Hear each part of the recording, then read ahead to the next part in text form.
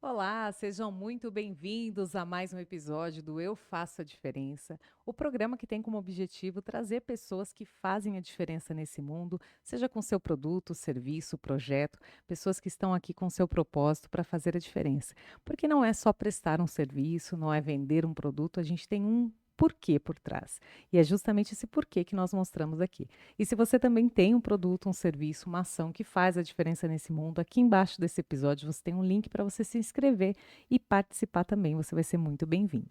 Hoje a gente recebe Cris Teles, nutricionista especializada no atendimento de crianças e adolescentes, principalmente autistas e com seletividade alimentar. Professora universitária no Centro Universitário Piaget, Cris alia ciência e humanização para transformar a alimentação infantil em um momento mais tranquilo e prazeroso para as famílias. Ela compartilha conosco os desafios das crianças seletivas, como os pais podem lidar com a rejeição alimentar sem traumas e a importância da nutrição para o desenvolvimento infantil. Além disso, Cris revela como sua jornada começou no voluntariado e hoje impacta a vida de tantas famílias. Seja muito bem-vinda, Cris. É um prazer te receber aqui. Obrigada, estou muito feliz Eu também. gosto de falar de comida, mas ainda mais com Nutri, porque com Nutri a gente aprende, né? Falar de comida é muito bom, porque alimento eu acho que é uma questão cultural nossa. Sim, Tudo gira em torno de uma mesa, não é mesmo? As verdade. famílias já nascem recebendo pessoas para tomar um café em casa, tudo é motivo de muita alegria. Agora a gente está chegando próximo à Páscoa, né? Na gravação desse episódio, então famílias se reúnem, né, para o almoço de Páscoa. A comida é a chave da reunião familiar. Eu acho que na nossa cultura isso é muito presente. E saber que, como a gente disse aqui no briefing, tem pessoas que têm problemas com essa comida, com esse momento prazeroso com a família. Por isso é tão importante profissionais como você para facilitar esse processo, né? Do entendimento até que a pessoa consiga conviver com o alimento de forma prazerosa e muito legal. E eu sempre começo nesse programa perguntando: por que que você faz a diferença nesse mundo? Eu faço a diferença usando a nutrição como não somente uma ciência, mas acima de tudo uma ciência, né? Porque quando a gente fala de saúde, quando a gente fala da vida das pessoas, do impacto, a gente tem que pensar sim que a ciência é chave, mas eu entendo que além da ciência, a humanização no atendimento é o que é a chave para essa diferença que eu faço e tenho cada dia mais me dedicado a fazer na vida das crianças e das famílias que me procuram. Então, um atendimento que traz um conforto ali para as mães, né, para as famílias que já não sabem mais o que fazer com suas crianças, e também que traz uma leveza no processo, uma tranquilidade para a criança de saber que ela não vai ali passar com a tia chata que agora vai ficar falando, tem que comer isso, não pode mais comer aquilo.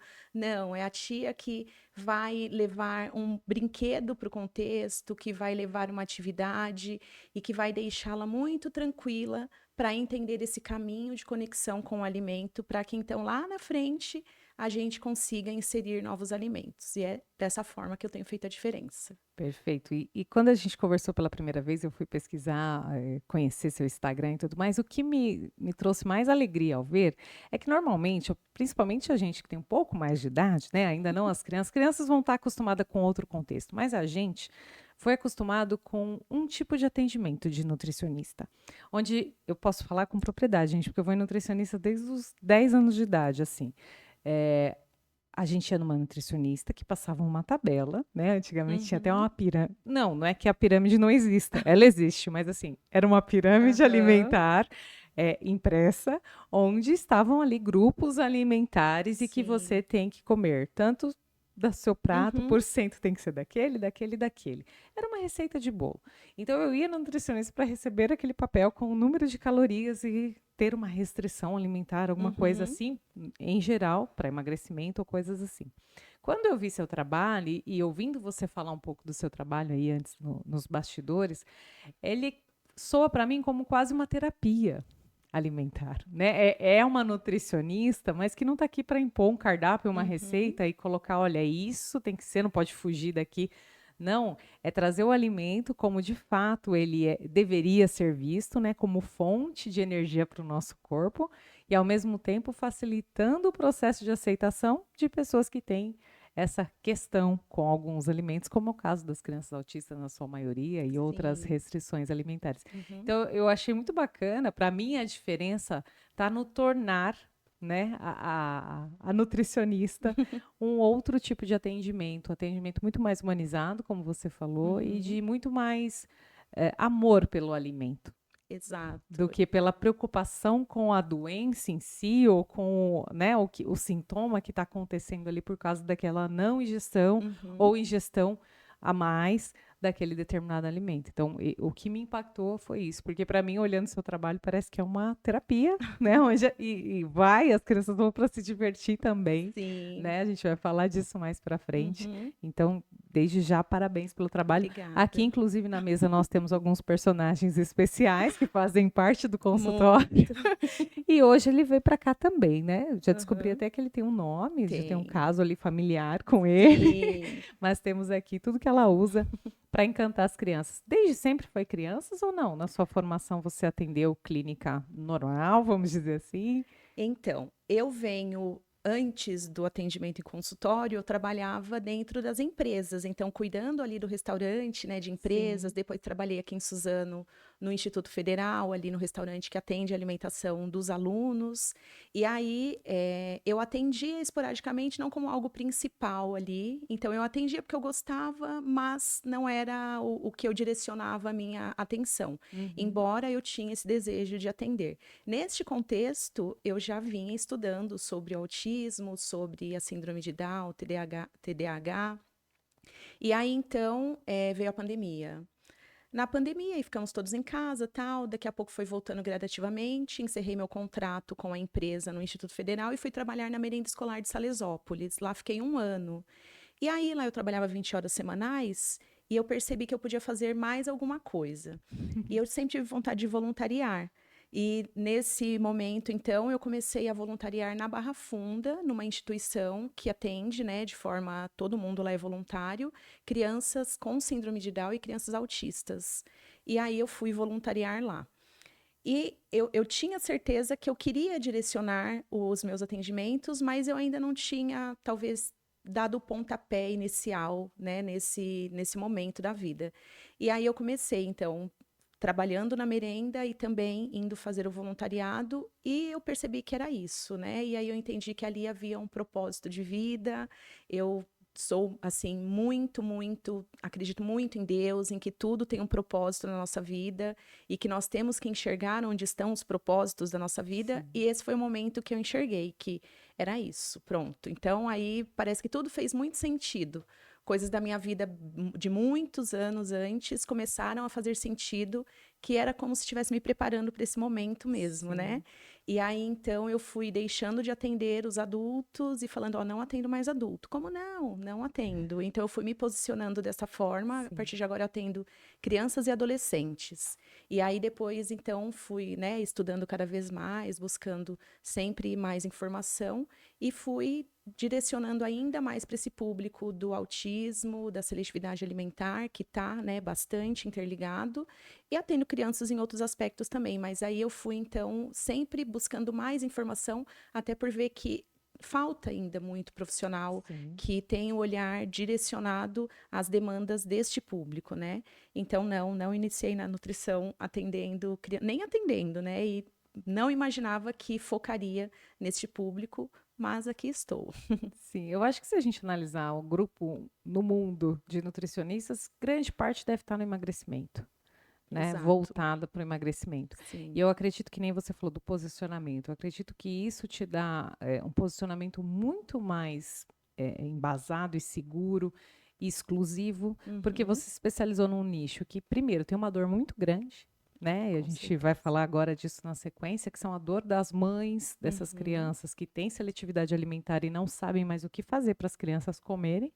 Muitas só gostam de determinado alimento e que não é nada nutritivo muitas vezes, né? É. Consegue alimentar com 2 tipos de alimento dentro de casa, então a mãe começa a entrar num desespero. Uhum. Fora que você consegue se especializar nisso e se aprofundar cada vez mais. Isso você não está estudando lá Ozempic e Não. nem, né, nada para Inclusive, estou desatualizada.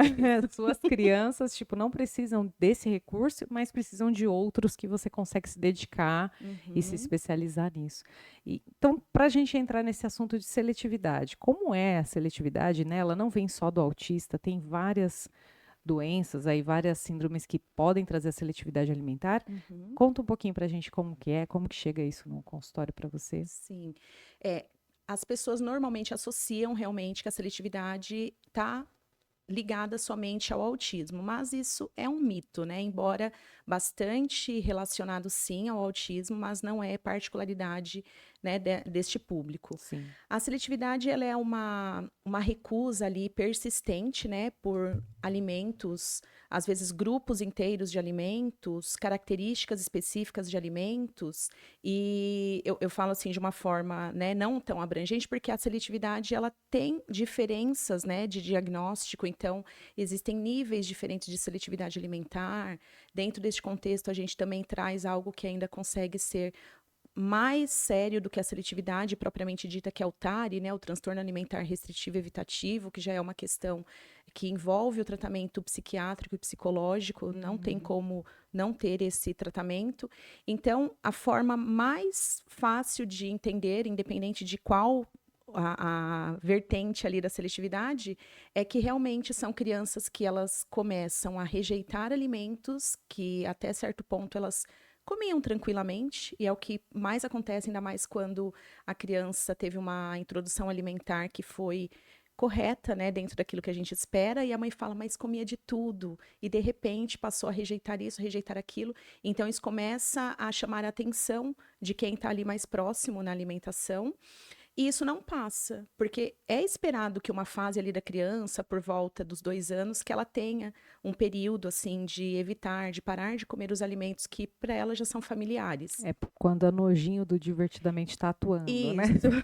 A gente fala, não é brócolis, não. Isso. E aí, né, a gente até fala que, né, a literatura fala da neofobia. Então, a criança, ela também vai tendo um medo ali, uma aversão a alimentos novos, mas em contrapartida, ela também vai rejeitando alimentos que eram comuns para ela. Então, até ontem ela comia feijão, hoje ela acorda odiando feijão, chorando porque viu feijão.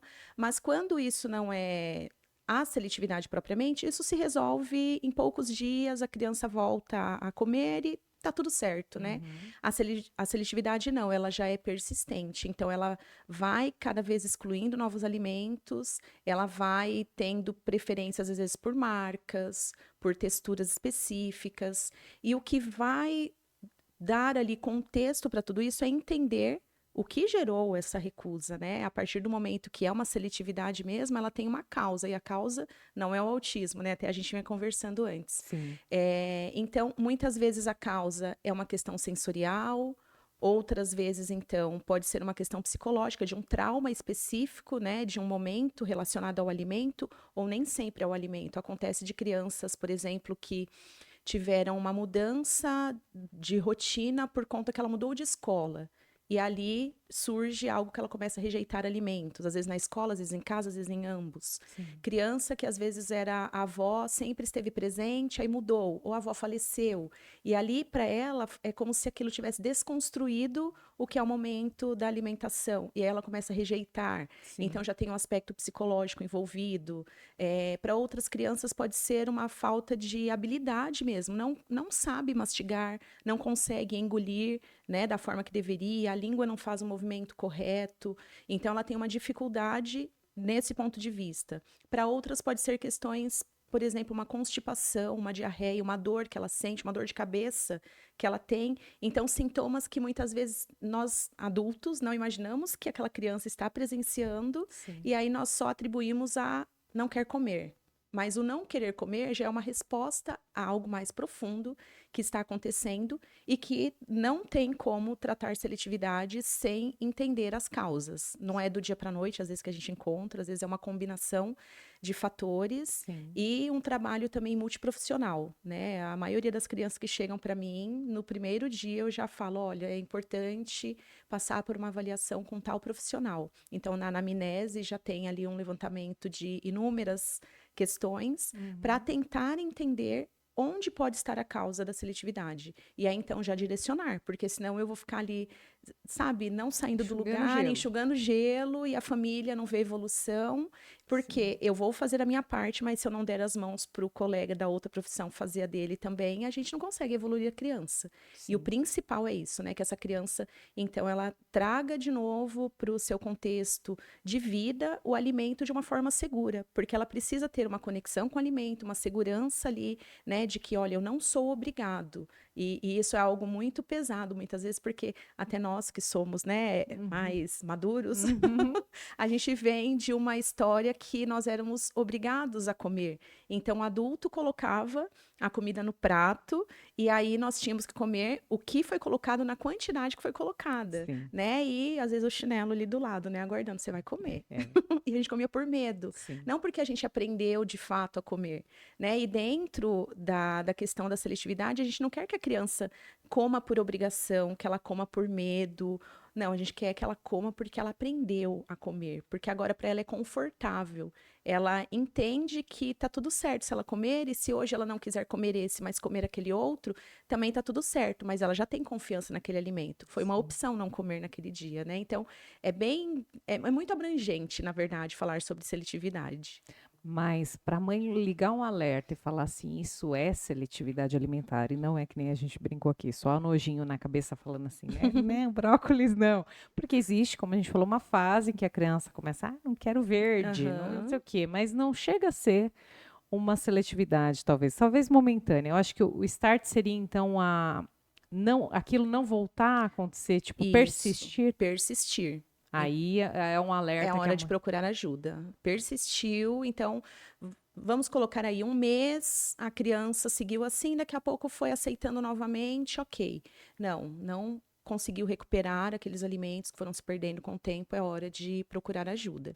E quanto antes, né? E assim, quanto antes, melhor. E aí eu sempre sou de pecar pelo excesso. Na dúvida, procura ajuda, né? O máximo que vai Sim. acontecer é orientar, olha, nessa fase é esperado, vamos, né, acompanhar tal, mas pode ficar tranquilo que aqui, né, é algo que é leve, vai se resolver naturalmente, mas também as orientações vão contribuir. Então é melhor pecar pelo excesso, né? Sim. E hoje a gente ouve que é muito, tem muitos estudos dizendo que a alimentação da primeira infância é primordial para o adulto. Ter um Sim. adulto saudável baseia-se muito no que a gente conseguiu fazer de alimentação na infância. O quanto que isso impacta, né? Qual é o impacto hoje de uma criança simplesmente não querer comer nenhum legume, verdura, enfim, ela quer comer o que ela quer e a mãe conceder isso, o que isso a gente pode estar prejudicando lá na frente? É, essa formação de hábitos, né, ela se dá inclusive não só na infância, mas desde a gestação. Né? A própria gestação já tem influência sobre esse ponto, porque ali todo o período de formação, tem estudos que mostram que mães que têm a dieta, né, mais variada, então a criança na introdução alimentar ela tem uma maior facilidade realmente de Uhum. ter o primeiro contato com alguns alimentos. E aí depois a gente parte então para a amamentação, que também o leite ele se modifica, né, de sabor e tal, que tem interferência da alimentação da mãe, então isso também já está formando o paladar dessa criança. E Sim. aí a próxima etapa, então, que é a introdução alimentar, aí a introdução alimentar agora é o momento que toda a atenção tem que ser dedicada, porque até então a criança até tinha ali na formação do paladar, essa questão da variação de sabores e tal, mas ela só tinha contato com o leite. E a partir da introdução alimentar, então, ela começa a ter contato com outras formas de se alimentar, né? E é até um momento também que gera uma certa aflição das mães, né, Sim. da família, porque eles acreditam que desde o primeiro momento a criança tem que comer bem. E não é assim, porque a criança ela ainda não sabe que aquele alimento serve para a mesma finalidade que o leite. Então, o leite alimenta. O alimento para ela é algo estranho ainda. Ela vai aprender. Tem bebê que come bem no primeiro dia? Tem, mas não é regra, né? Então, a introdução alimentar ela vai oportunizar para a criança esse contato com novos alimentos, novas formas, né, de saciar a fome, e ela segue moldando esse paladar e já desenvolvendo, então, as preferências também. E nas próximas etapas, isso faz muita diferença. É muito comum na anamnese, antes da consulta, na introdução alimentar, eu sempre faço muitas perguntas sobre introdução alimentar, e aí muitas famílias que a criança tem preferência por algumas texturas em específico, alguns sabores, não tiveram os grupos alimentares todos presentes na introdução alimentar, porque ou não foram orientados, ou foram orientados de forma incorreta, ou o pediatra até orientou, mas aí a avó, né, interferiu. Sim. Acontece bastante. Bastante. E aí, então, não foi satisfatório, né? A variedade de alimentos, as texturas, os temperos, a temperatura, os cortes, tudo isso está formando, né? Visualmente, a questão do olfato. Comer é sensorial, não tem como separar sensorial e alimentação, né? A gente, até o ditado que todos nós sabemos, né? Que a gente come primeiro com os olhos. Isso é verdade mesmo, né? Então, a criança, na introdução alimentar, ela também está formando tudo isso. Além disso, tudo que acontece na infância não fica na infância. Então, muitas vezes, carências que vão repercutir em problemas lá na frente já iniciaram aqui na fase, né, na primeira etapa da vida e vão ter desfechos lá na frente, né, Sim. positivos ou não. O nosso problema é que, normalmente, nós tendemos a acreditar que tudo é imediato. Então, comeu, não comeu, fez, não fez, se foi nos próximos dias ou nas próximas horas ou em alguns meses, é porque deu certo ou não deu certo. A gente não pensa a longo prazo. Sim. E a nutrição, assim como vários outros aspectos relacionados à saúde, são também a longo prazo. Tem os fatores imediatos, mas tem muita coisa que a repercussão é a longo prazo, né? Tem estudos que falam sobre os primeiros 1.000 dias de vida, os primeiros 2.200 dias de vida que vão da concepção ao 5º ano da criança, justamente porque aqui nesse período tem uma janela de oportunidades para a vida futura, para a saúde, para as preferências alimentares, né? Então, essa fase da infância vai dizer muito quem será esse indivíduo ao longo da vida. E a gente fala muito também de... a seletividade, ela tá não só, vamos supor, no sabor, muitas vezes na textura. Eu, por exemplo, eu dou exemplo que eu gosto do palmito na salada, mas torta de palmito, recheios feitos com palmito, é uma coisa que eu não gosto, não é que é uma questão, não comeria? Até comeria, mas assim, falar a textura do alimento é uma coisa que a gente pode moldar para ficar melhor, né? Sim. Não é deixar de comer. Eu acho que quando a gente põe à prova a criança, que nem uma vez eu enganei meu primo falando que o bolo de cenoura, ele não queria comer cenoura. Falei, então, mas você não gosta de bolo? Eu gosto de bolo, então, mas coitado da cenoura. Por que antes de ser o bolo ele não queria? Fiz mal conversa, ele comeu a cenoura, mas assim, porque tinha que fazer associações com o alimento, né? Eu acho que você ofertar nessa fase tudo que você puder, né? O máximo de coisas que você puder. E não trabalhar comida talvez como recompensa também, que a gente falou no começo que comida é cultural, ao mesmo tempo que comida é recompensa. Hoje, lá no estúdio, vou dar um exemplo, porque as mães do estúdio vão me entender. Dia das Mães é tudo a troco. Você vai tirar foto, depois a gente vai tomar sorvete, chocolate, McDonald's. Vira recompensa. E também, eu sei os efeitos que isso causam na vida adulta depois de uma compulsão alimentar e etc., porque você foi premiado com comida, né? Comida, ela talvez não foi colocada no lugar dela nesse momento que deveria ter sido colocado, que é uma fonte de energia, de suprir o seu corpo, sim, de prazer, porque tem comidas mais saborosas do que outras, mas assim, não de pagamento, não de recompensa. E nem de castigo, né? E nem de castigo, né? A gente, desde quando a gente não ouve que não obedeceu vai ficar sem sobremesa e tudo mais, né? Então, é só para quem se comporta, né? Aquele tipo de alimento. Tem muita história aí. Você falou da avó, eu lembrei disso, assim, muitas histórias envolvidas com comida. Então, o cuidado, eu acho que nessa fase vem nisso, né? Pensando no que a gente está formando na cabeça desse ser. Sim. Não só nutricionalmente falando para o corpo, mas assim, o que a cabeça dele está entendendo sobre comida nesse momento e que ele vai levar para a vida. se é comida fast food é liberado todo dia, se é num momento especial, se é Uhum, numa reunião familiar, que a gente dá uma extrapolada, mas amanhã a nossa vida é normal, nós temos que comer isso, fazer disso um hábito, né? uhum, E ocasionalmente a gente vai tomar um sim, sorvete, vai estar tudo bem. Eu uhum, acho que nessa fase forma muita coisa, muito entendimento sobre o que é certo, o que forma. é errado, além do paladar, que nem eu falei, Uhum, não comeu na salada, mas come de um outro jeito, é, tentar introduzir, né? Eu acredito uhum, que isso, mas muito mais do que achismo, isso é ciência, né? Você, como você disse no começo, você gosta de unir a ciência ao que você aplica ali e o que a ciência traz para a gente em termos de seletividade, né? Quais são as formas, o que você pode fazer para ajudar essa mãe com seletividade que está tendo o filho com seletividade alimentar? a primeira parte é entender o que está acarretando, né, esse comportamento seletivo. E aí, depois disso, então, tem os direcionamentos, né? Fala-se muito na ciência do ser responsivo, né? Então, a criança, ela fazer porque ela entende, ela quer, né, ela ter autonomia, né? Uhum. Então, trazer as habilidades do desenvolvimento junto com o alimento. Então, a criança, ela precisa dominar habilidades específicas para aquela etapa da vida.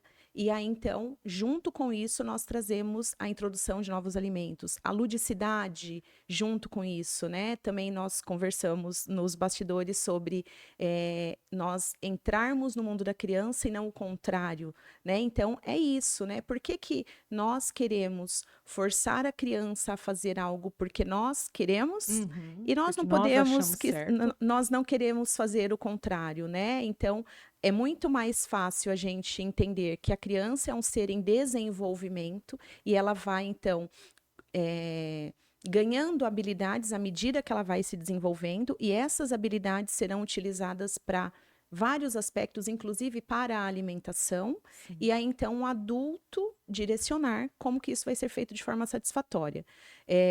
Também tem, logicamente, né, muito estudo que mostra a questão das carências nutricionais que contribuem para o aumento, né, do Sim. comportamento seletivo. Então, tem sim esse aspecto mais do nutriente em si, tem que ser avaliado do ponto de vista do quanto a carência ou excesso está contribuindo com o comportamento seletivo e o quanto o comportamento seletivo está limitando essa criança ao acesso a nutrientes-chave para o seu desenvolvimento, inclusive, né? Sim. Então, não tem uma linha padrão, né? Então, todo mundo que chegar com seletividade, eu vou fazer desta forma e eu tenho um padrãozão ali. Não, não funciona dessa forma. Funciona a individualidade. Então, olhar para essa criança como um ser único e entender onde estão as suas dificuldades e as suas potencialidades também. Sim. E juntar essas duas informações e trabalhar, então, ali o que será a melhor estratégia para aquela criança. Outra coisa importante, cada vez mais tem estudos, né, que vão mostrando o quanto isso é relevante, é capacitar a família. Porque não adianta só ali no consultório, né? Sim. No consultório a criança vai. Eu tenho crianças que eu atendo semanalmente, outras quinzenalmente, outras mensalmente, outras eu vejo esporadicamente. Sim. Então não dá para contar que essa criança vai evoluir somente com esses encontros pontuais comigo. Então, capacitar a família é algo também que cada vez mais, né, tem publicações reforçando o estilo parental. Então, como que esses pais se portam na educação dessa criança é algo de extrema importância. Se a gente tem pais que são muito autoritários, que então forçam ao invés de contribuir com a evolução, e não só da alimentação, né? Quando a gente fala de Sim. aspectos né, do estilo parental, a gente está falando na vida como um todo. E o quanto isso vai interferir, então, dessa criança entender que ela não pode resolver, ela não pode opinar, ela não pode escolher e ela tem que sempre fazer o que é imposto para ela, né? Então ela não tem autonomia para nada. E o Sim. quanto também o outro extremo, né? A gente tem 4 estilos parentais e o autoritário e o negligente estão nas duas extremidades. O negligente também, o quanto essa criança pode Pode fazer tudo. tudo, né? E a criança resolve, então eu não quero comer agora, eu não quero comer tal coisa, que isso acontece muito também, né? Muitas vezes parece seletividade, às vezes é só organização de rotina, né? Por pais que não é imposição, mas é organização de rotina. Então, também, né, publicações que vêm mostrando essa influência do estilo parental na rejeição de alimentos específicos. Então, um negligente, por exemplo, a criança fala que não quer comer arroz e feijão. Então, tudo bem, o que você quer comer?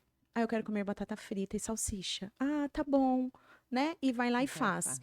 Isso é diferente daquela criança que não consegue comer outra coisa de fato, e hoje os únicos alimentos que ela está aceitando é batata frita e salsicha. Sim. Mas aí muitas vezes tem essa influência mesmo. Então, a ciência, né, as publicações vêm mostrando um conjunto de ações ali. Então, da correção nutricional, de suplementar aquilo que falta, de tentar modular ali a ingestão daquilo que está em excesso, e aqui, né, o excesso normalmente mora nos ultraprocessados, né, que é um padrão moderno de alimentação do adulto e, infelizmente, da criança também. A gente encontra muito crianças que, dos pouquíssimos alimentos que elas comem, 90% é ultraprocessado ou é fast food. E então trabalhar as carências, os excessos, trabalhar os outros aspectos que geram a seletividade e trabalhar também comportamento, tanto da criança quanto dos pais também. São pontos que se cruzam aí no acompanhamento. Eu li muito sobre TDAH porque eu fui diagnosticada, e aí tem até um meme que falam assim: não dorme direito, não come nenhuma fibra, não toma água, não sei o quê, e chega pro psicólogo falando que está em crise, está precisando de uma medicação para TDAH. O quanto uma rotina e uma boa alimentação, uma boa ingesta de água mudam completamente, né? Já tem estudos também para o TDAH que determinadas vitaminas, minerais diminuem totalmente o efeito, né? Ali as crises, vamos dizer assim, né? O TDAH não é uma crise, mas deixam mais brandos os sintomas, vamos dizer assim, só com a mudança de rotina, hábito e alimentação, que inclusive os remédios que existem hoje no mercado, que suprem dopamina, etc., não são definitivos. Eles só suprem aquilo que está ali faltando, mas se você não tiver todo um outro lado regulado, ele não vai adiantar de nada.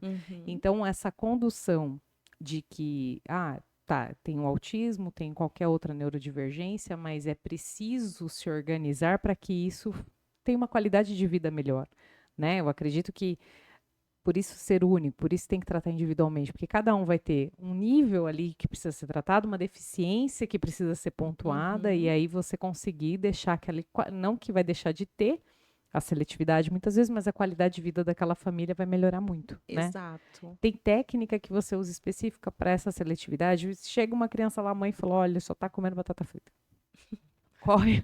Qual é a técnica? Qual é o primeiro passo que você faz com essa criança? Lógico, após a anamnese, entender ali da onde pode estar vindo, mas o fato é, ela não come. Uma técnica que é muito, muito utilizada para principalmente nesses casos, né, que é mais restrito ainda o repertório alimentar, é o esticamento alimentar.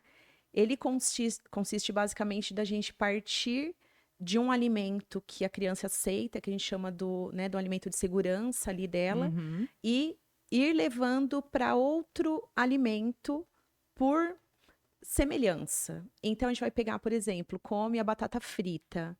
Não dá para viver de batata frita. Quero inserir, ou percebo que vai ser confortável inserir talvez uma cenoura, mas não é agora a cenoura, eu vou caminhar para. Então, que preparações eu vou trazer intermediariamente aqui até que eu consiga inserir de fato a cenoura na alimentação dessa criança. Então, por isso que chama esticamento. Eu parto de um e chego em outro gradativamente, né? Então, quando a gente fala, por exemplo, vamos tentar fazer um bolinho de cenoura, vamos tentar fazer um bolo de batata com cenoura, é porque lá na frente eu quero que ele também coma a cenoura, né? Eu quero, do ponto de vista que a gente precisa que ele coma outros alimentos. E talvez não vai ser a cenoura, né? Foi um mero exemplo. Talvez ele nunca vai comer cenoura, inclusive, que é outra coisa que eu falo, a criança não é obrigada a comer tudo também, ela não deixa de ser seletiva para aceitar absolutamente tudo, mas ela tem que aceitar o máximo possível de alimentos, né? Então, o esticamento alimentar é algo que faz muito sentido e que normalmente a gente consegue ter alguma evolução de forma mais rápida.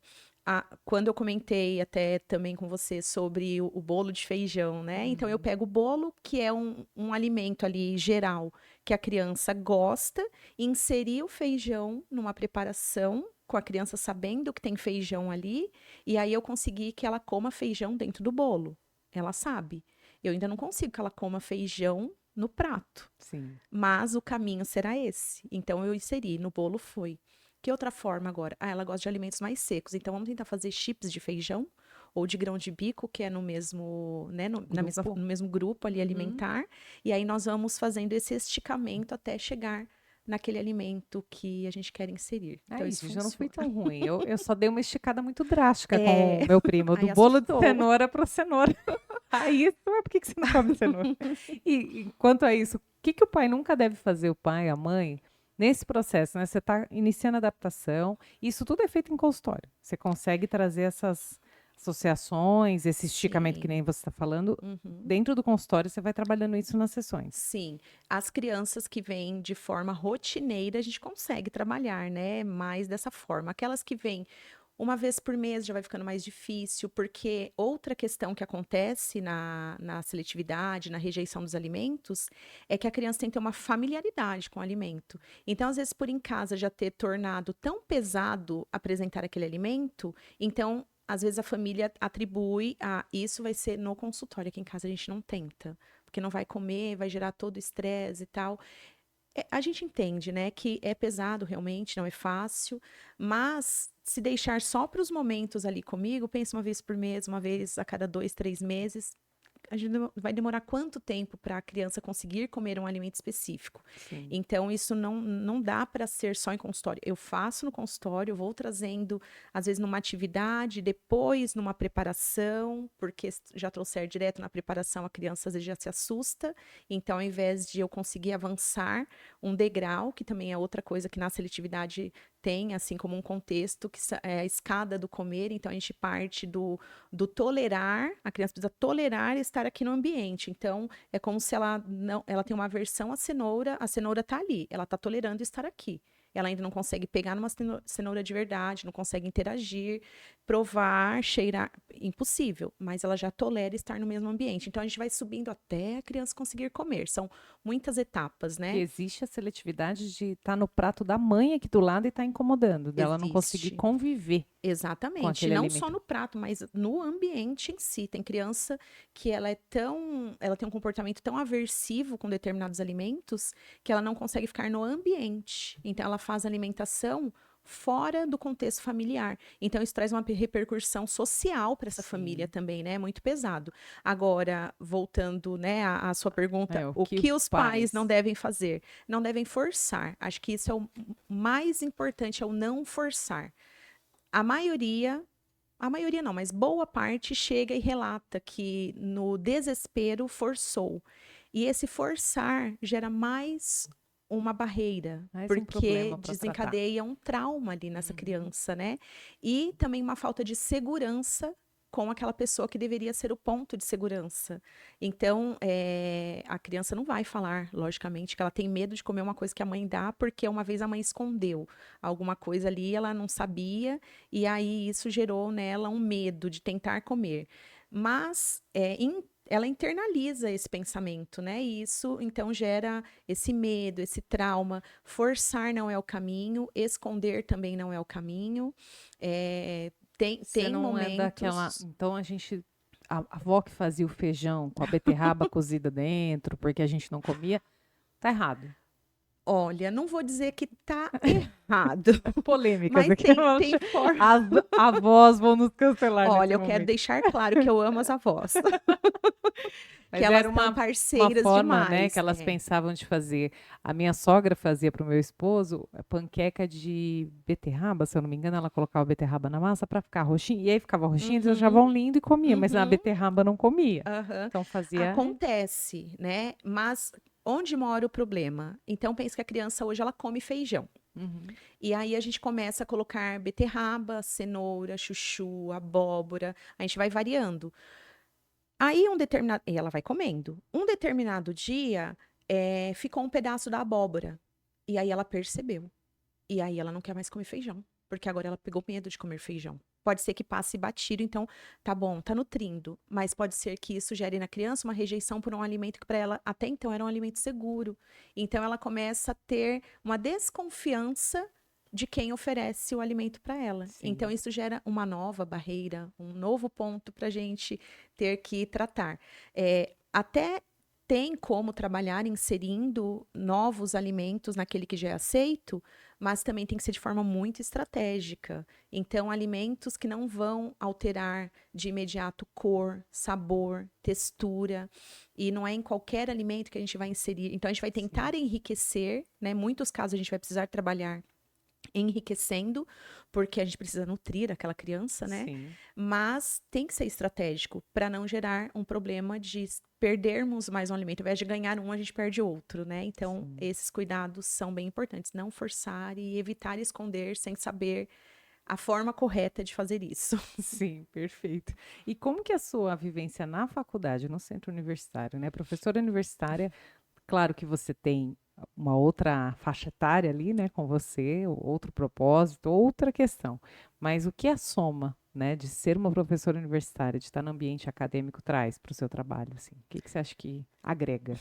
Além da necessidade de atualização constante, né, que isso é muito positivo para o atendimento. Eu sempre gostei de estudar, de me dedicar a novos conhecimentos, mas sendo professora, tem que estar muito mais ligada com Sim, isso. Então, isso é um ponto super positivo para o atendimento. E algo que para mim faz muita diferença de ser professora e estar ligada a esse público específico é eu despertar nas pessoas, lá nos meus alunos, um olhar diferente para este público, né? Então, sim, quantos alunos eu tenho ali, né? E eu dou aula não só para o curso de nutrição, mas também algumas outras disciplinas que eu transito ali em cursos, né? De educação física, sim, enfermagem, estética e outros da área da saúde. Então, a oportunidade de levar para eles o entendimento do que é o autismo, isso para mim assim é muito importante, inclusive numa aula de uma disciplina de saúde coletiva, a gente tinha ali uma turma de cerca de 80 alunos e aí calhou que no assunto da aula eu consegui encaixar alguma coisa sobre o autismo e um aluno que sempre foi bem tímido, quietinho lá no meio dos demais e tal, aí ele levantou a mão e aí ele falou: "Eu sou autista". Ele se sentiu confortável. Então isso olha, trouxe assim uma consciência diferente para aquela turma, traz um olhar de talvez perceber que dá para ser nutricionista de outras pessoas que não sim, somente do emagrecimento, do esporte, da estética, né? Então tem muitas outras pessoas que precisam do olhar do nutricionista também. Então eu vejo que isso é algo que hoje faz muito sentido para mim, né? Mostrar que esse público precisa de mais olhares dos profissionais e ter alunos que se engajam comigo nas ações, às vezes palestras que eu vou fazer em instituições, então eu convido e eles vão junto e eles perguntam, e eles se interessam. Se vão atuar depois com esse público, eu não sei, mas pelo menos a sim. consciência sobre esse contexto já é diferente. Então, para mim, esses dois pontos, da busca constante pela atualização e o despertar um olhar diferente em futuros profissionais também. Se ele sai da bolha, né? Que É. nem eu falei, a gente vê muito nutricionista ligado ao emagrecimento. Uhum. O foco é emagrecimento. Mas a gente esquece que hoje tem celíacos, a gente esquece que hoje tem uma gama de pessoas que precisam de auxílio Sim, nutricional para viver bem. Não tem, às vezes, exato. nada a ver com emagrecer. Até Uhum. diabéticos mesmo. Tem muitos diabéticos que não são obesos, mas precisam de uma alimentação Uhum. para poder ter uma qualidade de vida. E isso abre um pouco a mente, né? Fala, olha, não precisa ser só Uhum. emagrecimento. Vocês tem muita gente precisando da gente, né? Com Já certeza. nutricionista de hospital já é algo que a gente não vê muito, né? Você vê quando só está no Uhum. ambiente hospitalar, que você depende dela ali, que ela Sim. passa no quarto para saber, Uhum.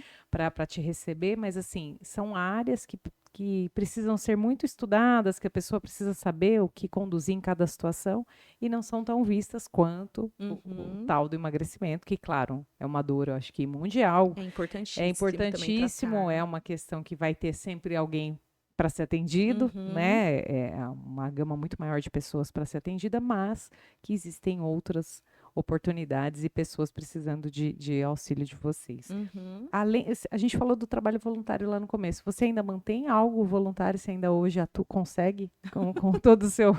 E dar aula e atender no consultório, ainda tem E algo ser mãe, voluntário? e E ser ser mãe? esposa, e por aí vai. Exato. Eu não na mesma intensidade que eu fazia antes, mas eu, né, de vez em quando tô ou fazendo palestra, ou rodas de conversa, às vezes participando de algum evento específico, sempre convidando meus alunos para estarem junto. Atendimento, esse ano eu ainda não consegui fazer atendimento, mas o ano passado eu fiz alguns ali no Paulo Portela, com o pessoal, né, intermediado pela Paulinha, tal. Uhum. Então fiz e já falei para ela que em breve eu vou abrir alguns horários de novo para atender aquelas famílias que não tem como manter, né? A gente sabe que Sim, ainda mais quando fala de autismo, são muitos gastos, né? Então é tanta são muitas terapia, terapias. consulta. Sim, Então, né, às vezes tem que fazer, a família faz um esforço gigantesco para passar no neuro e não tem como ficar sem passar no neuro, né? Tem que ir, sim, às vezes é uma consulta super cara, né? E aí a nutrição vai ficando para quando der. E a nutrição faz parte da base, tem que fazer parte da base, né, desse sim. acompanhamento. Então, o ano passado eu fiz, né, algumas vezes atendimentos voluntários ali no Paulo Portela. E aí agora que eu estou com a minha sala fixa, né, ainda não consegui, porque além de tudo isso eu também concilio com o mestrado, né, Ainda tem um toda a minha mestrado rotina. acontecendo. E aí, por questão de tempo mesmo, né, dentro da minha rotina, não consegui colocar o atendimento pontual do voluntariado, mas é algo que eu já conversei com a Paulinha e em breve voltarei a fazer os atendimentos também voluntários com o pessoal da UFA. Sim. Uma dúvida que você falou, mãe, né? Eu falei, você tem problema de seletividade alimentar ou não? Em casa, Como foi bem. Casa de Ferreira, espeto de pau, não. Você conseguiu construir uma consciência alimentar boa e não teve problema para contar. meus filhos são adultos já, né? Hum. Então agora estamos em outra fase, agora as pessoas rejeitam porque querem mesmo, né? Sim. Mas ali na infância não tivemos, assim, problemas, né? Graças a Deus. Foram sempre pontuais ali, né? No geral, eles comem muito bem, de comida mesmo, né? Porque às vezes comem muito bem, mas dentro do lanche come alface, Aham. tomate, não. Eles comem muito bem, no geral, frutas, legumes, verduras. Mas na infância, até eu sempre conto, até numa disciplina para os meus alunos, o meu filho mais velho, ele, quando estava ali por volta de 7, 8 anos, ele começou a rejeitar comer abobrinha que ele sempre comia em casa. E aí, então eu falei, não, como? Comi até ontem, não é a fase mais esperada, né, para isso acontecer. E aí eu fui tentar entender o que estava acontecendo. Tinha uma influência dos colegas, né, que daí por quase que osmose ali eles começam, né, a desenvolver comportamentos semelhantes, mas era muito mais por questão visual. Então a abobrinha que a gente fazia às vezes, né, cubinhos ali, para ele já não era satisfatório. Então eu comecei a fazer ralada e só aquela, né, aquele choque no refogadinho ali na panela, então ficava levemente crocante. Come abobrinha até hoje, pede. Então foi mudar a forma, né? Sim. Mas eles não tiveram problemas assim com alimentação, não. Não. Então, a receita em casa funcionou. Já é um Funcionou. case de sucesso, os filhos Tive dela. falhas também, quis forçar algumas coisas, né? Eu falo que hoje o meu olhar sobre alimentação infantil é outro, né? Se eu tivesse a oportunidade de voltar, eu faria muita coisa diferente, mesmo sabendo Sim, que acertei bastante, mas errei muito também, né? sim, Então eu faria muita coisa diferente, inclusive o não forçar alguns momentos, orientar os familiares, né, a não forçarem também, que às vezes a sim. gente até tem um comportamento diferente, mas aí o pai, a avó, o tio, alguém que está ali quer forçar a criança. Então, eu teria uma postura diferente até de orientar as pessoas que conviveram, né, com eles nessa fase, né, inicial da alimentação. Sim, conta pra gente das oficinas, Ah, porque as oficinas, nossa, eu fiquei apaixonada. Ela começou a contar aqui no off pra mim, faz algumas oficinas, fez de Natal, agora fez nesse último final de semana, né, com temática de Páscoa. sim. É de fato colocar as crianças em contato com os alimentos e com a história deles e com a história desses nutrientes que estão ali. Conta um pouquinho pra gente como funciona. Olha, as oficinas eram assim, estavam dentro dos meus sonhos de algo que eu queria começar a fazer aqui em Suzano, né? Porque eu percebia que eu tinha essa oportunidade de trazer um serviço diferente que ia colocar todo um contexto a mais ali na nutrição para a Uhum. criança e eu não tinha como colocar em prática. Mas aí em dezembro, né, consegui colocar a primeira oficina com poucas crianças, porque eu faço no consultório mesmo, né? Meu consultório é equipado com pia e tem air fryer, tem mesa e monto decoração, transformo o consultório numa cozinha mesmo para fazer a oficina culinária. E aí em dezembro teve o Natal do Mickey. E em janeiro, o Divertidamente. E agora, no último sábado, a oficina especial de Páscoa, a Fantástica Fábrica de Chocolate. Então, dentro das oficinas, a gente trabalha de outra forma. Então, aí, por ser o grupo, mesmo aquela criança com algumas dificuldades, ela se vê mais motivada a vencer algumas demandas ali dela, algumas dificuldades.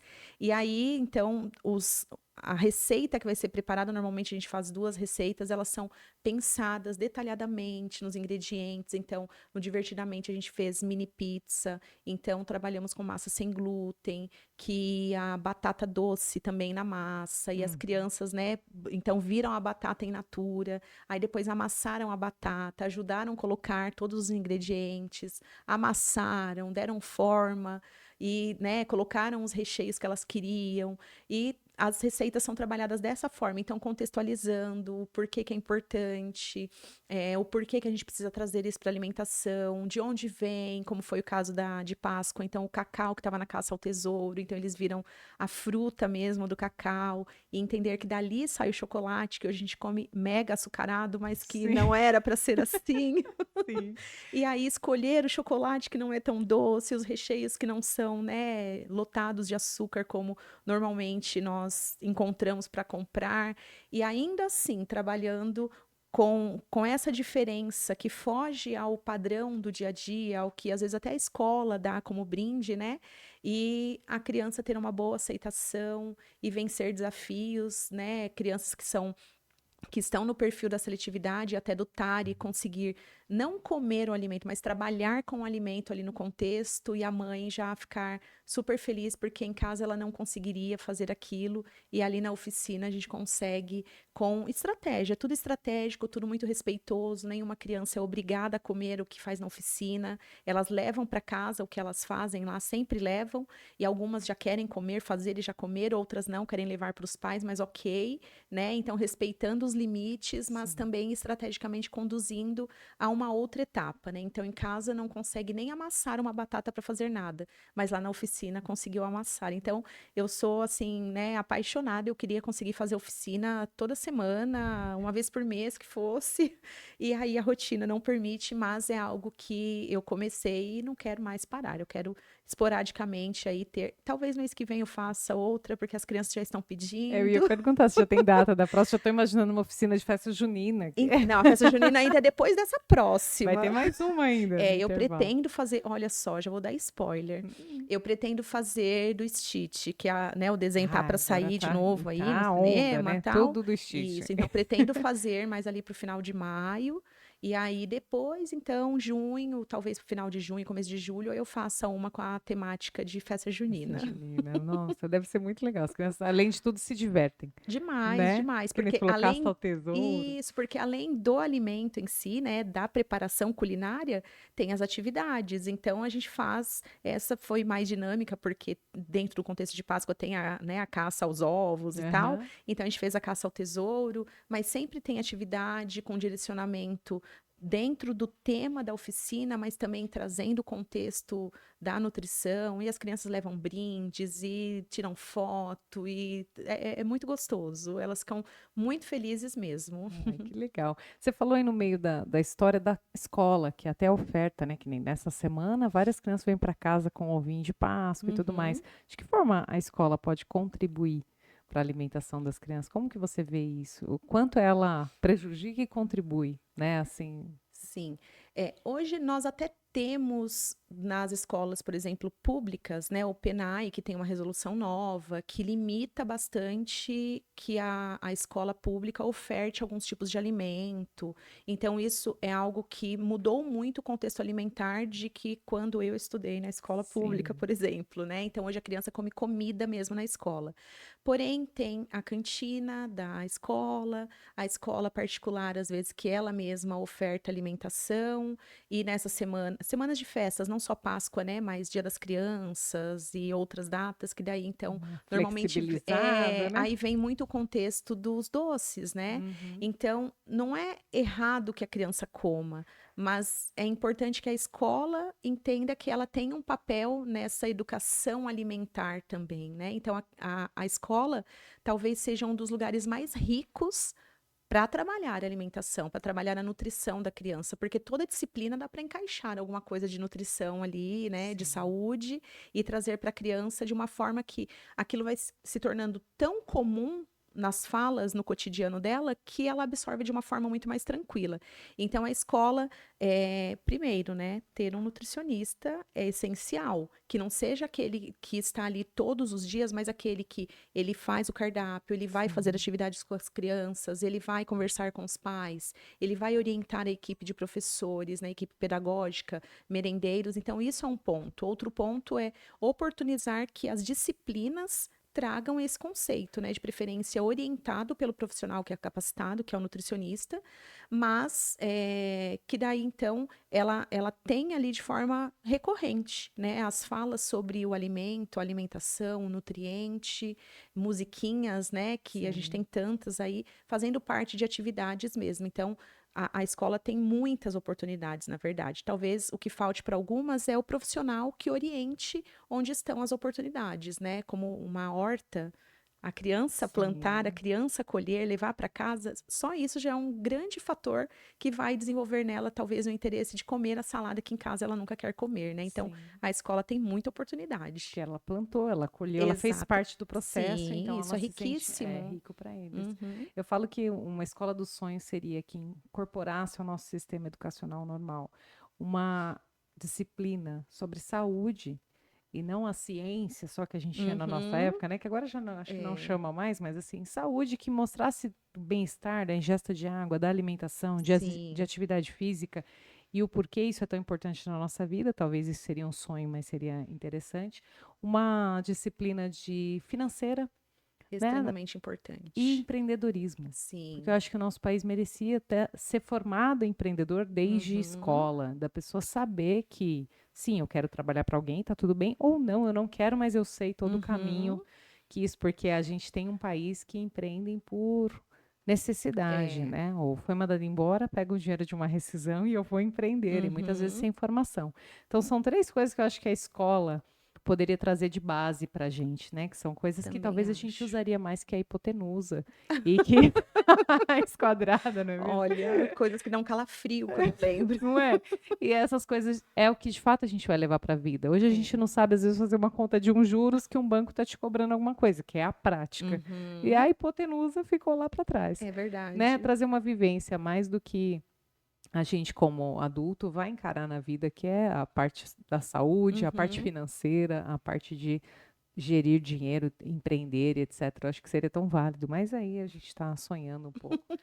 Antes da gente finalizar, eu queria que você deixasse alguns pontos aí de melhoria. O que você acha que já dá para deixar de dica para esses pais que ainda não foram ao consultório, que estão começando a notar essas dificuldades em casa, né? Que nem a gente estava falando desde sempre aí. Começou a notar uma seletividade, está vendo que ela está persistindo, não sabe como conduzir, ou até mesmo a criança que só está com nojinho do brócolis, Uhum. mas de que forma, né? Algumas estratégias fáceis de aplicar em casa que você poderia Uhum. deixar para gente. Primeiro, não tirar o alimento do contexto, que é muito comum. A criança começou a rejeitar, então eu não oferto mais. Não tirem do contexto, porque isso vai reforçar essa rejeição. Então, por mais que a criança não vai comer, mas que tenha ali o alimento para que aquilo que não é visto não é lembrado, né? Vale para o Uhum. alimento também. Então, se a criança já está rejeitando e ela deixa de ter essa familiaridade, ainda que seja com outra pessoa comendo, isso vai sendo mais pesado, mais difícil de solucionar depois. Então, esse é uma primeira dica. Outra dica. descaracterizar muitas vezes a mesa. Então, às vezes, fazer um piquenique no quintal de casa e levar o alimento ali, né? Uma preparação que a criança ajudou, que é outro ponto também, já vem como terceiro ponto. A criança participar da compra ali, escolher um alimento, aprender a ir no mercado, por que que a gente compra esse, não esse, ó, quando vai escolher, ó, se tiver assim, a gente não compra. Vamos ajudar a montar a mesa, a lavar a salada. Ai, mas não sabe lavar. Mas precisa aprender. Se a gente não ensinar, ela vai continuar não sabendo, né? Sim. Então, inserir a criança desde ajudar a escolher o que que vai ser feito, né? Não é dizer que a criança pode escolher entre arroz e feijão e hot dog, não é isso, mas e hoje nós vamos comer purê ou macarrão? Olha só, eu Educação tô positiva. exatamente. Então, dar essa oportunidade da criança Sim. participar dos processos, isso muitas vezes também motiva que ela tente novamente a comer, né? Então, esses pontos são bem fáceis de colocar em prática, né, em casa, e normalmente quando é esse perfil que não é tão intenso da seletividade, a gente começa a dar motivação de novo para essa criança e daqui a pouco, quando a gente menos espera, deu tudo certo, ela Ela já volta a aceitou o comer. alimento E novamente. mesmo o seletivo, né, que vai precisar de acompanhamento, a gente continua agindo assim para ele continuar com a familiaridade, porque senão ao invés de só não comer, daqui a pouco ele não consegue nem estar perto do alimento, né? A gente vai perdendo cada vez mais essa conexão, assim, e vai ficando um caminho mais difícil. Então, ter sempre ali no convívio, desconstruir o momento da mesa muitas vezes para levar de uma forma mais leve, inserir Sim. a criança nas etapas que envolvem alimento também. E eu acredito que essa próxima pergunta que eu vou fazer para você é se desconstruir a mesa já seja uma das respostas, mas como tornar o momento da alimentação mais divertido, mais feliz e com menos estresse? Porque eu já presenciei isso de criança falar, não quero, não, mas é isso que você vai comer. E começa aquela discussão em Uhum. mesa e o pai levanta a voz porque a sua mãe está colocando, você tem que comer, e daí começa aquela imposição e tal. Como tornar isso mais leve? Mais leve. Tratando com naturalidade. Então, o adulto ele fica nervoso muito rápido nesse ponto, Sim. a criança chora porque é a reação dela, e aí o adulto fica mais nervoso ainda, né? Exato. Então, tratar com naturalidade. Você não quer. Tentar entender o porquê já é uma forma que traz para a criança uma tranquilidade e traz uma resposta, às vezes, para o adulto, né? Mas por que você não quer? O que você não gostou? Então, conversar com a criança, ao invés de obrigá-la, ao invés de brigar com ela, né? Algo que faz muita diferença ali dentro do contexto da mesa. Tentar descaracterizar o alimento, por exemplo, um macarrão com molho. Às vezes a criança não consegue, porque visualmente aquilo para ela se tornou insustentável. Então, por que eu não posso ofertar um pratinho com macarrão e um potinho ao lado com molho? E se ela quiser, ela passa o macarrão no molho. Então, tentar mostrar para a criança que tudo bem se ela não quer daquele jeito, mas a gente pode encontrar uma outra forma para servir. Não é fazer tudo diferente para a criança, que também é um trabalhão, e eu sei que às vezes não dá na correria de todo mundo, né? Mas às vezes, então, antes de eu misturar, né? E o macarrão é um exemplo assim que acontece muitas vezes, ao invés de eu misturar o molho geral ali, deixa eu separar um pouquinho, de repente a criança dessa forma ela come e eu deixo o molho ali pertinho. Então, oportunizar experiências diferentes com o mesmo alimento para a criança também é uma forma de facilitar esse momento. E normalmente os pais ficam muito nervosos quando a criança fala, eca, que nojo, né? Eu falo que é nojinho atuando nesse momento. Isso é algo que desconcerta É, muito o emocional dos pais ali, porque parece que a criança está fazendo aquilo como um desrespeito. exato. E não é um desrespeito, é uma resposta a algo que está incomodando. E ela, talvez, por não saber como transmitir essa mensagem, ela fala desse jeito, né? Então, cabe a nós, os seres maduros que achamos que somos, né? Sim. Tentar entender este recado. Por que que você está achando que é nojento, né? Ou por que que você falou eca? Então, de uma forma natural, dar aquela respirada funda antes, né? Para Sim. acalmar. E aí tentar entender o contexto. Conversar com a criança sempre vai ser uma boa estratégia. A criança tem as respostas, a gente que normalmente não escuta. E como você disse de participar, né, que nem na oficina eles participam, e em casa deixar participar, lavar salada, desde a compra, eu acredito que quando chega nesse ponto, que nem você deu a ideia de mudar a forma de apresentação, que nem o macarrão Uhum, ser separado, a criança entender que aquele alimento, ele pode sair de diversas formas, né? Vamos supor, um macarrão, eu posso comer ele com molho vermelho, com molho branco, eu posso comer ele só um alho e óleo ali, Uhum. eu posso comer ele de formas diferentes. Tem gente que frita macarrão na airfryer e faz salgadinho. Mostrar para a criança que um alimento, ele não é só daquela forma que ela não está gostando. Então, o que que você não Sim. gostou, né? Começar a tentar entender. Uhum. É porque é duro, é salgado, é mole, é Isso. quente, é frio, enfim. Às vezes ela Uhum. vai dar alguma resposta, né? Por que que Sim, ela não está gostando? E se a gente preparasse de uma outra forma, né? E exato. levar isso junto com a criança como uma missão dela também, de É. talvez encontrar uma forma que ela goste. Uhum. Por isso que dar a oportunidade dela participar da escolha do cardápio, né? Não de forma subjetiva, que Sim, dela vai sim. florear, vai querer hot dog mesmo, né? Mas dar essa oportunidade de escolher o cardápio, talvez ela vá direcionando a preparações que para ela são mais confortáveis, Sim, né? Então, e muitas vezes isso também mora no problema que o adulto já tem. Porque ele, às vezes, já tem uma monotonia na sua alimentação. E sim. ele vai condicionando a criança a uma monotonia também. E aí isso vai só reforçando aquele comportamento que a gente não quer. Só que depois a gente quer mudar, né? Então a gente contribui, mas a gente quer que mude, mas a gente também não muda.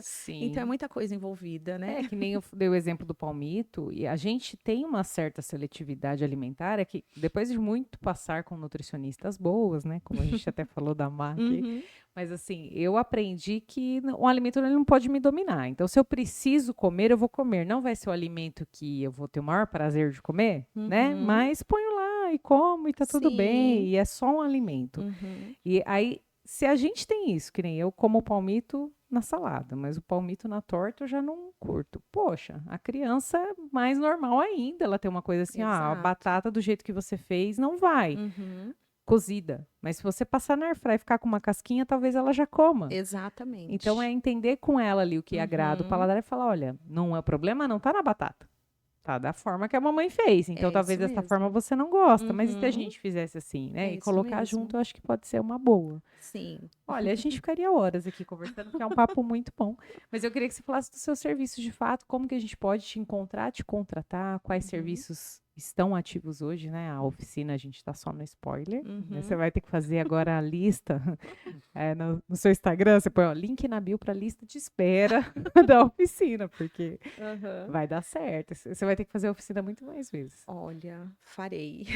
Não sei em que momento, mas vai dar Vou certo. achar um tempo para isso, né? Bom, eu atendo, né, então, tanto a parte clínica, aquele atendimento que é mais voltado a os nutrientes mesmo, quanto a Sim, parte terapêutica, né? Então, eu faço o que hoje é chamado de terapia alimentar, principalmente com as crianças que são seletivas, mas às vezes a criança não é seletiva especificamente, mas ela tem algumas questões. sim. Então, a gente pode trabalhar também o que leva muito o contexto da educação alimentar também. Aí tem as oficinas, palestras, né, para escolas, instituições também faço, eventos. Tem lugar que às vezes quer fazer uma oficina específica com um grupo de crianças no seu espaço também. Oferto esse serviço, né? É possível.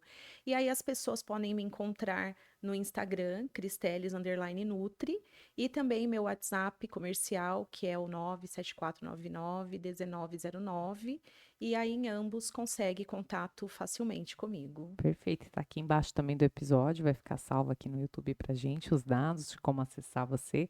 E eu queria que você deixasse uma mensagem final aí pra gente ir caminhando pro fim do nosso Uhum. episódio, pros pais, eu digo que é um acalento, né, nesse momento, assim, é quando eles acham que tá tudo perdido, aí você fala, não, tem solução, calma.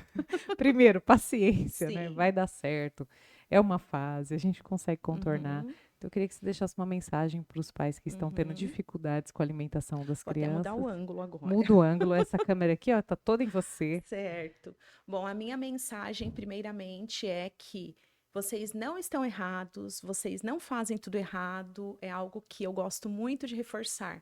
Os pais sempre tentam acertar, então tirem o peso das costas de achar que, né, tá fazendo tudo errado e que vai tomar bronca. Não.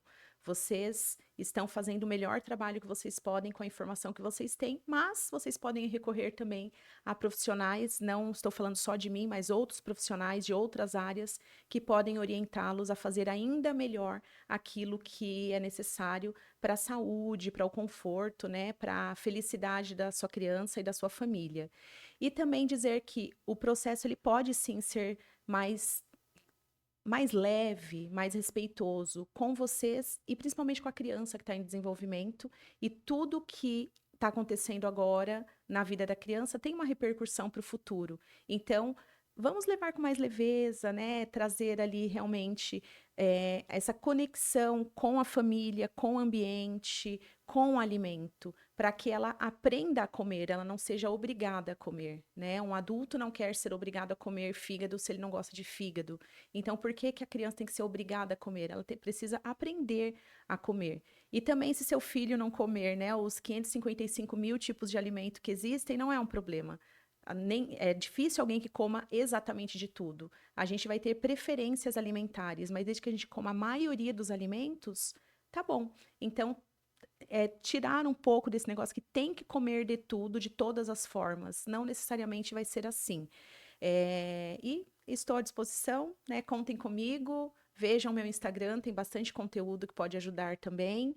Acessem lá, acredito que as informações podem ser um pontapé inicial para o que você está precisando hoje na sua casa. Perfeito, recado dado.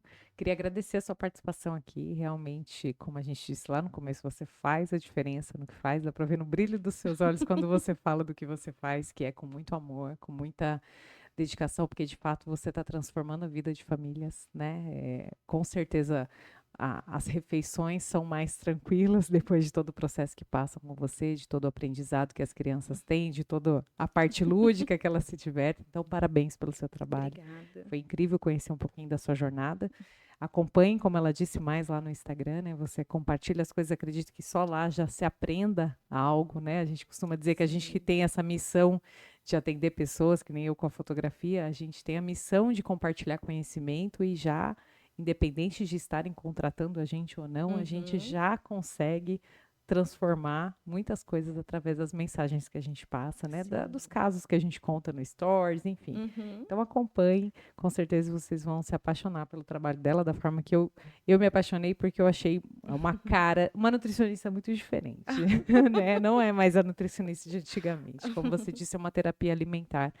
E coloca o alimento no seu lugar e mostrar o quão rico eles são e o quão eles podem somar na nossa vida, né, se feita de forma correta. Sim. Então, muito obrigada pela sua presença. Para vocês que nos acompanharam mais um episódio, muito obrigada. Se inscreva se você também faz a diferença.